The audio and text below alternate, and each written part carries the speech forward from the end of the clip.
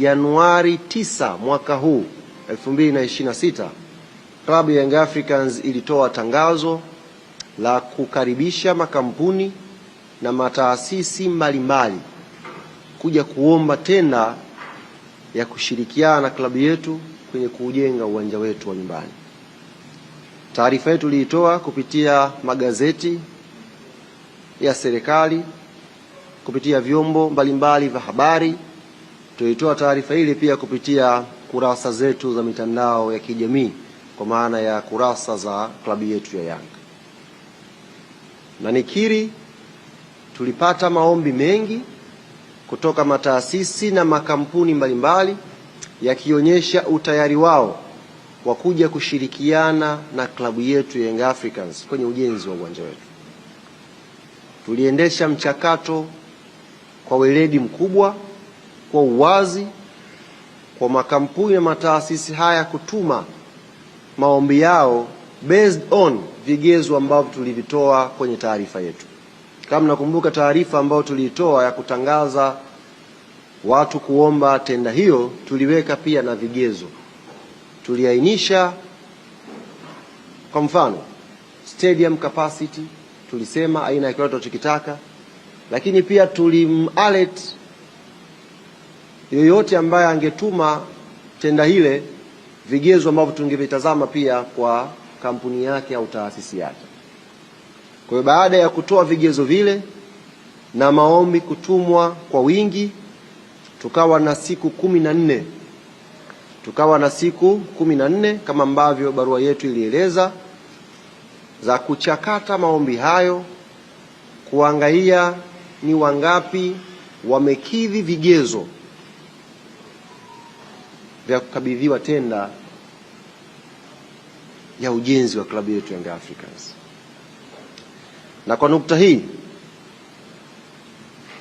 uongozi wa klabu ya Young Africans kupitia kamati yake tendaji ulikutana Jumamosi kama ulivyowajulisha hapo mwanzo, ukaenda kuchakata hilo jambo, na sasa wamekuja na mshindi ambaye ameshinda kwenye tenda hiyo.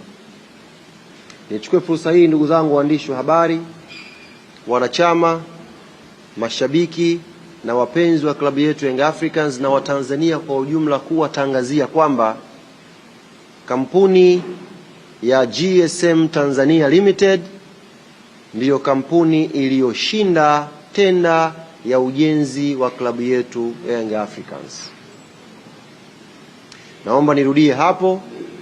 Baada ya kamati tendaji kupitia mchakato wote wa maombi yote ambayo yametumwa, siku ya Jumamosi viongozi wetu walimpitisha kampuni ya GSM Tanzania Limited kuwa mshindi wa tenda ya kujenga uwanja wetu wa Young African Sports Club. Sasa baada ya GSM kushinda na kamati tendaji kujiridhisha kwa vigezo vyote ambavyo tuliviainisha kwamba huyu ndiyo anastahili, nini hatua inayofuatia hapo mbele? Cha kwanza ilikuwa ni kuwajulisha GSM Tanzania Limited kwamba nyie ndiyo mmeshinda tenda hii ambayo mliiomba. Na baada ya kuwajulisha, tunakuja sasa hivi kujulisha pia na umma kwamba mshindi ni nani. Hatua inayofuatia baada ya kuwajulisha washindi wa hii tenda ni pande hizi mbili sasa kukutana. Pande ya kwanza ni pande ya klabu ya Young African Sports Club ambayo ndiyo inamiliki eneo hapa Jangwani jijini Dar es Salaam, na pande ya pili ni GSM Tanzania Limited ambayo yenyewe ndiyo inakuja sasa kujenga uwanja wa klabu yetu Young Africans.